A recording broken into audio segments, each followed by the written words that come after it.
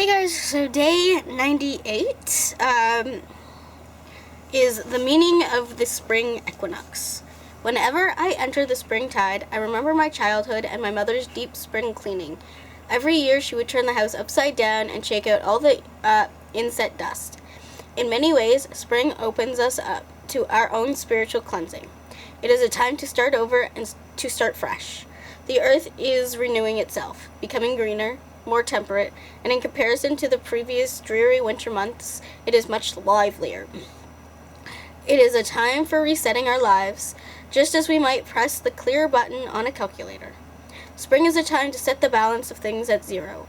Our important task at the equinox is to erase the polar concepts that we continually balance in our lives, such as right, wrong, good, bad, winning or losing. What is winning or losing, good or bad? These are only mental abstractions, props that we use to support and define our realities. What does right look like anyway? How do you show right? Can you pull it out from a pocket? These terms are simply limiting qualifiers that do not deserve the attention we give them. Another way we might clarify this issue of limiting and qualifying words is in asking, which of the trees outside is winning or losing? Or, which of the oceans is wrong or right? When we penetrate the shell of our conceptualizations about life, we always arrive at understanding that concepts have nothing to do with actual, authentic living. This is when we truly arrive at the balance, the consciousness of the spring equinox. We are just as we are right now. There is nothing special or significant about it. The equinox is a time to reevaluate how we might have tipped the scales and slipped from the balance point, the 0 point in our lives, in either one direction or another. Reevaluation of our lives is the first stage of equinox spiritual work. The second stage has to do with correcting the imbalances we note. Practice noting imbalances. There are several ways that we might fall out of balance and thus lose spiritual empowerment.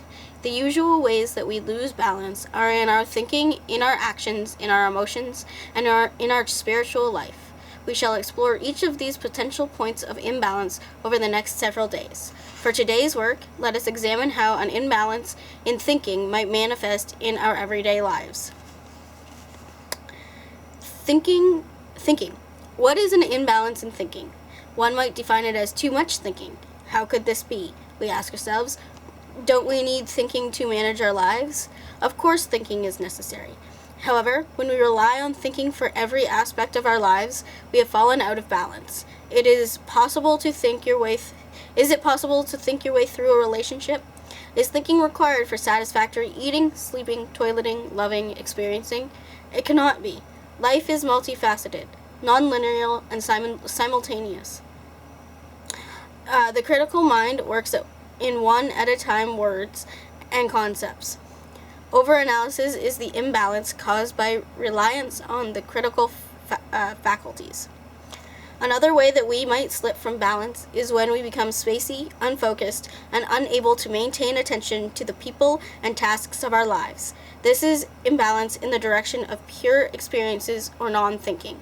In reviewing your thoughts, do you find that you are out of balance in your thinking?